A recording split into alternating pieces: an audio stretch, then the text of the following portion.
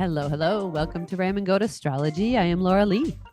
And I'm Helena. Welcome to this episode where we're going to cover Uranus in Gemini. Yes. Yeah. So this is a fairly new transit that just happened, July 7th. And Uranus will have its toes in Gemini for a little bit. Then he'll retrograde back into Taurus, give us a little bit of a breather. Just let us know this is what this is going to feel like. Go back into Taurus, and then he'll move into Gemini for about 8 years.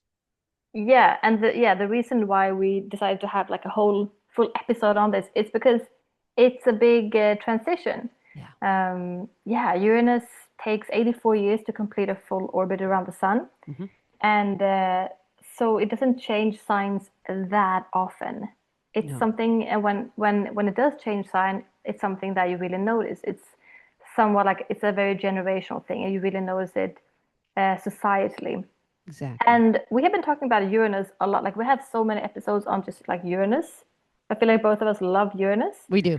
Because it's a disruptive, kind of chaotic energy that pushes boundaries, and not boundaries, but like pushes, well, maybe boundaries, like just things outside the box, and shakes things up. And this can be cool, and this can be very disruptive, Uncomfortable. and uncomfortable. Yeah. So yeah, Uranus has been in Taurus for so long. Yeah. We've talked about that as well. We'll have like a whole episode on that, whatever, like, and all of what that meant. I think we have a couple episodes on that. Yeah, I feel like that. It was food, it was stability, it was money, it was housing, it was all kinds of stuff. Yeah, because Taurus rules safety. Mm-hmm. And when Uranus, with this sort of chaotic energy, went into Taurus, it shook everything up that had to do with safety, the world economy. Yep. Corona entered the chat room. Mm-hmm. We had massive issues with electricity and the safety around that in Europe. Energy and our food systems got really weird. We had all kinds of in America, we had tons and tons and tons of facilities that grow food, both plant food and meat food, like chickens and chicken facilities that were burning down, or like major issues where we just lost hundreds of thousands of birds, or bird flu, right? Oh my God, all kinds of stuff. Yeah. And I mean, I also feel like since like the last couple of years, sort of since Uranus went into Taurus, because Taurus is also a sign ruled by Venus. Mm-hmm. And I feel like there's been a lot of like laws about that has to do with like female autonomy. Yes. That's been going backwards. Yes. And like it's really been shaken up, that like the foundation of safety for women. Yeah. Again, like you think you're going forward, but sometimes you're just going backwards. And shaking something up, it doesn't mean that the outcome is going to be amazing. No. It's totally up to, like, it's free will. We still have free will. And something that we touched on before is like, sometimes you have a transit and you can say, oh, this is a good transit, but like, according to who? Mm-hmm. It's whoever pushes the agenda, So there's been, I guess, agenda pushers that has been pushing us back, sort of in time a little bit with some like laws forming, or like laws being disrupted. For real.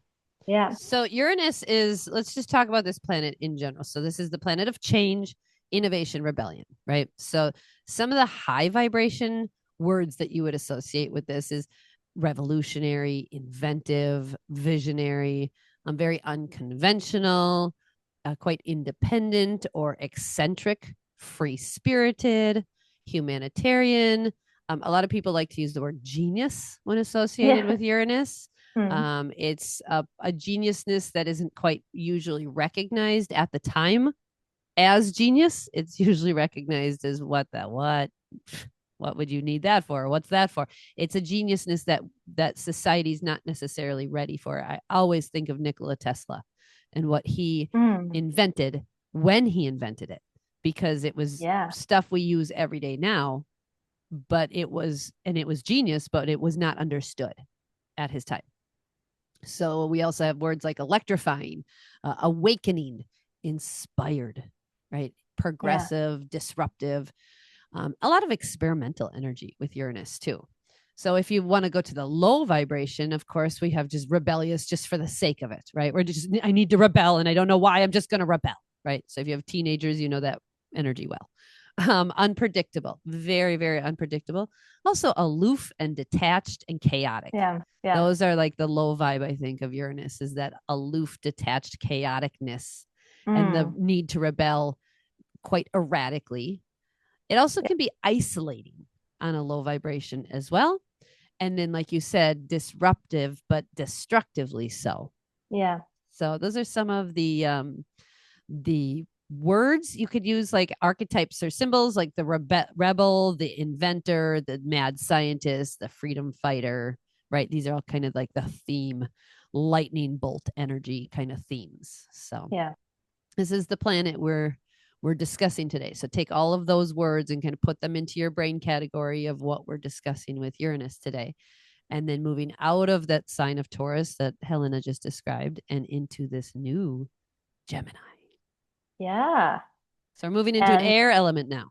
Oh yeah, Gemini is so different to Taurus energy. In Taurus, like I said, it was all about safety. It's also a very slow moving kind of energy. And quite resistant to change quickly. Yeah. Yeah. Taurus can change on its own when it wants to at its own pace. But when it's forced to change via, lightning, it doesn't like that. It's not a flowing energy. Whereas in Gemini, yep. Gemini likes change. Gemini is a very fast-paced energy. Gemini likes to, like you said, it's air. So it's like, I always think of a butterfly when I think about Gemini, like jumping from one thing to the next, to the next, to the next, to the next, like wanting to try all different flavors, and can definitely like handle a couple of things at the same time. It also can have that energy of like the two sides, like switching from one side to the next. It can also be a little indecisive. But so this is a big move, and we have looked up the last time when Uranus was in Gemini. Yep. And the time before that. So we're going to also just go through that a little bit just to check what happened in the world around that time. Yeah, this is where we can go back and learn from the past. We can go, okay, here's the energy that occurred. Here's probably why. And now here's what we can learn from it. Doesn't mean it's going to repeat itself. Doesn't mean it's going to happen again. So just so everybody knows. Yes. Just the last time Gemini was Uranus was in Gemini, the last two times, there were wars, big wars.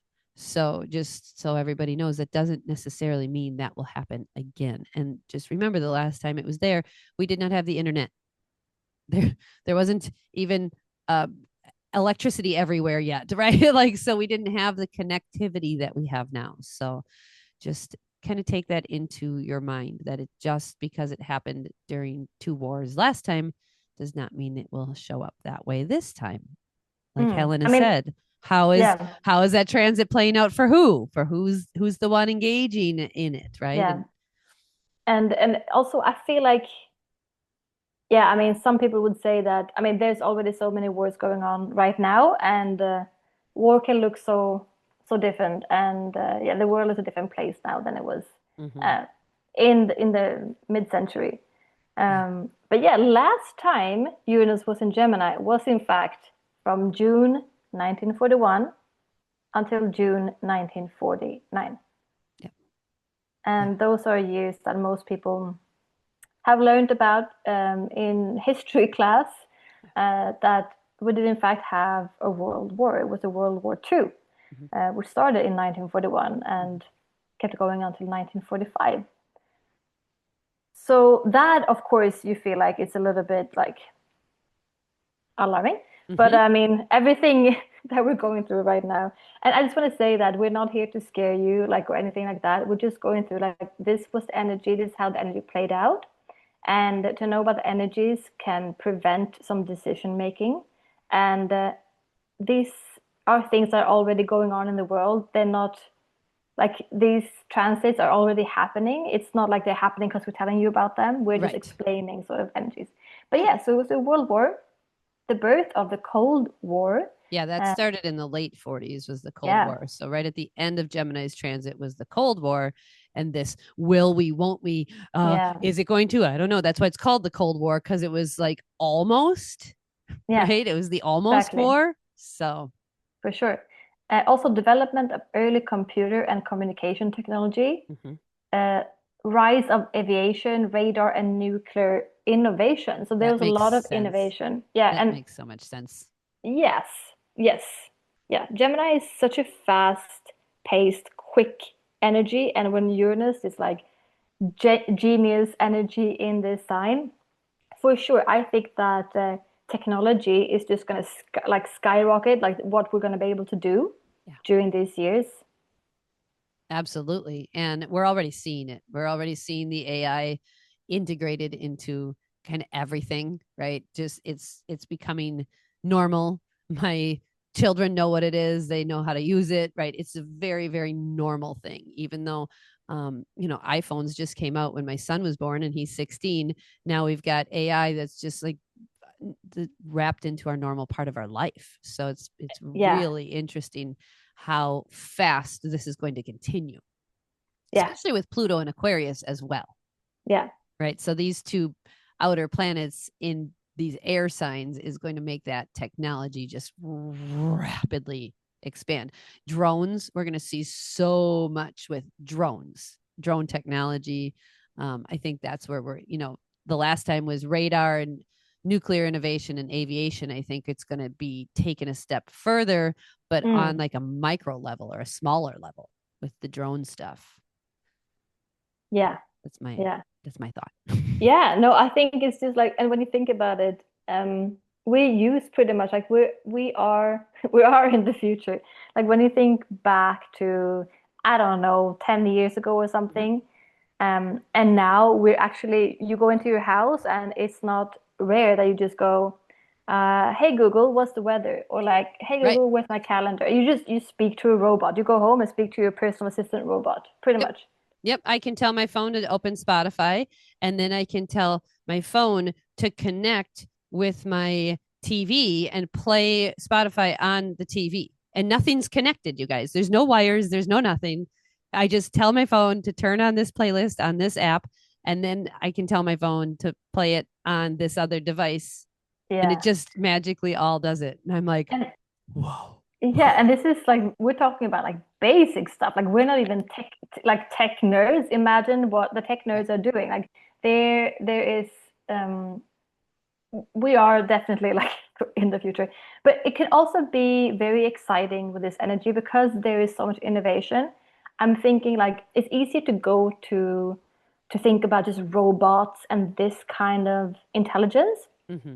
but there's also so many other things that I feel like can be so helpful with this energy. For example, like medically, you Yes. know, Yes. using robotics more in Surgeries and stuff. And yes, yes, and there's so many exciting things that can happen, mhm. and So, not only technology. Like I think it's yeah, this like we could use this for like garden system, making sure that we can have like a garden that's like a wild, like how can we take care of this earth in a better way? yeah. Where's the intelligence for that? Can we create an intelligence Well, to reforest this area, for that's example? I don't interesting know. that you bring that up, because I've been watching on TikTok a lot lately. I've been watching a couple people that follow the Schumann resonance scale. So the Schumann resonance is basically the measurement of the earth and the frequency that it gives off. And it normally functions at 7 hertz, and it's the same as the human something or other. So there's this Schumann resonance that people monitor. And very recently, the Schumann resonance has had these glitches where there's been like this massive jump and another jump, almost like it's been like tasered or electrocuted, like and like the Earth's frequency has had these jumps, these moments of like skyrocketing from like 7 to 100, and people are feeling it. I know I was having headaches daily for about a week and a half, well, 2 weeks ago maybe, whenever this was happening. And so it was something that a lot of people were explaining this could easily be causing headaches and whatnot because we are feeling the frequency jumps of the earth. Now, that's the kind of technology I would have never, ever, ever dreamed was a thing, right? Yeah. But we literally are using this ability to measure frequencies and measure things now to explain health issues, right? Yeah. And now I just saw another, a friend of mine who does sound. He's very, very into frequencies and sound.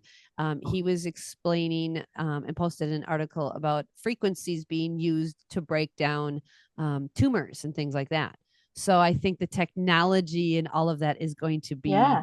used in ways like that Oh, for sure. Like, exponentially. yes, and like understanding like the frequencies of water. Mhm. Like it's like I feel like there's this big movement also trying to understand our basic elements that we probably had a really great understanding of thousands of years ago, and then it's just been Right. lost. But now we're sort of using um, technology to get in touch with it again, Well, and in a here's way. the reason why, because Gemini is curious. Gemini is intellectual. It's clever. It's an energy that is really adaptable. It's very versatile. It's very witty. It's very playful and expressive, right? So when you put all of those words we used for Uranus and we put them together in Gemini, open-minded, observant, articulate, fast learner, Mm. right? These are all very Gemini themes. Perceptive. So we're looking, oh wow, this tree is not doing well. Like you said, how can we use this innovative technology to scan this tree and see the frequency of the tree and help with healing? Oh my gosh, all of this. I love that you're It bringing up could be, yes, it could be used in so many so amazing many ways. ways. But it's all about our free will on this planet. What do we decide to do with this energy? It's up Right. to us. Right. Yeah. Yeah. Are we going to keep it? Are we going to use it for gossipy ways or to be, superficial or two-faced about it, like a lot of the governments seem to be, where they say one thing and then they go do another thing? Or are we going to use it as a people and as a Yeah. collective to raise the collective vibration and to really stand on our own 2 feet as a human population? Yeah. Hmm. And the time before, so now we talked a little bit about June 1941 until 41 until 1949. And the time before that Uranus was in Gemini was May 1858 until June 1866. Okay. And that was when there was a pre-Civil War and Civil War period in the US. Yes. I do not know much about that. Yeah. So that Maybe you is, have learned some from school. Like I mean, yes. it says, I guess, yeah. How was this? It was war, civil war, very Gemini. Yeah, very To be well. like I mean, the it was two, split. Yeah, the yeah, North and the split. South of the United States was very split, right? Very Gemini duality, and the South wanted to secede from the Union and become their own nation. And in that nation, they wanted to have slavery, and the North was like, "No, All right, no, yeah, we're not doing that." And so that's essentially what the war um, was all about. It wasn't necessarily about slavery, but slavery became like the main yeah. theme The in it, main topic, right? yeah, Which is very Uranus, very freedom oriented, right? Uranus is revolution and freedom. So of course that became the main theme, but really it came down to the resources that the South had to offer, right? Like what you hmm. could grow, the cotton, tobacco, like there was a lot of resources in the South that the Southern states could grow and have that the Northern states didn't. So again, there's two sides to, Interesting. to every story, right? Yeah, So for sure. and Abraham Lincoln was the president that was associated with the Civil War. And if you do some research on him, he wasn't necessarily against slavery, but he had a lot of good advisors, and the advisors that gave him information said if you go on this stance and you go against slavery to abolish slavery, then you'll have this kind of support. And it's one of those governmental things, right? Where Yeah, there's politics. exactly. So ultimately, we remember that, oh, Abraham Lincoln won the Civil War and he abolished slavery. Yes, and it, Yeah, it wasn't his, like he didn't care too much about that. It it doesn't seem wasn't his like main it was a focus. political move. Exactly. Well, yeah. So if you think about that, I mean, the last time in the 1900s, there was a lot of ideological switching of countries and stuff. There was, oh, ideally we'll be this country and we'll join with these people and this merger would be better for us. And there was a lot of like shifting alliances Yeah. during the 1900s. I imagine that's really what was happening during the 1800s as well.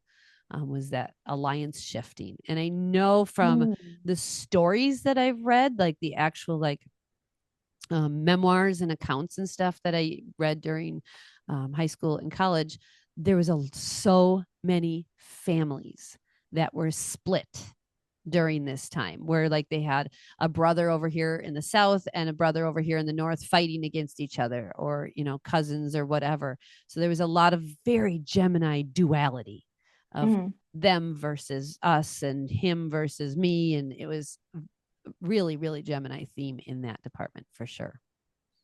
Yeah. And we're seeing that now. Oh, Of course, we're seeing we are. that now, right? Mm. That's exactly what's happening over here with the fascism going on, and it's if you watch a lot of our current leader, I'm not going to call him a president, but the current leaders' speeches, it's a lot of belittling of other people, cutting down of other people, calling them names, saying that what they're saying is fake. A lot of very Gemini energy, and the leader of our country right now, currently, he is a Gemini sun sign. Yeah, So there's that. that's true.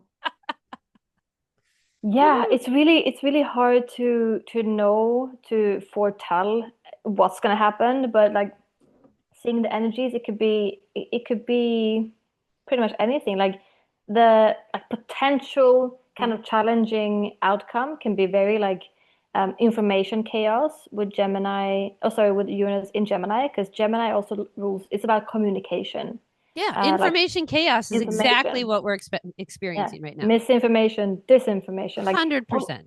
with AI now and everyone using ChatGPT, um, and pretty much we use it in a way, or a lot of people use it, and we think that this is the total truth, but AI is not that great yet. It's not 100%. I mean, it is amazing, but we can't trust it like that. But Right.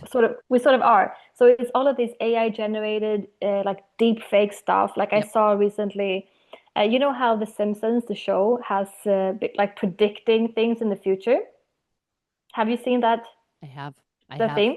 And I saw a picture the other day. You know, there was this cheating scandal with that some astronomer. Another CEO dude. Yeah, and they said that, oh, The Simpsons predicted this as well, and it was a photo from The Simpsons. I'm like, is that true? And I was sort of like hesitant, and then I read that it was actually AI generated. Okay. But it's so much AI generated stuff out, pretending to be actual news, pretending to be something that has happened. Yep. So we have to really switch on this filter of like, Thank you. can I trust this? Yes. Yes. And also with the people in your life, Yeah. right? The people in your Mm. life, friends, coworkers, acquaintances, cousins, relatives. You have to have this discerning energy that really so as a Gemini moon and a Gemini rising, I have learned in my 43 years of life to number one, breathe. Okay, it's an air element, so you have to breathe. You have to take a moment and breathe, because Gemini is very quick. I mean, like rapid quick, and so is Uranus.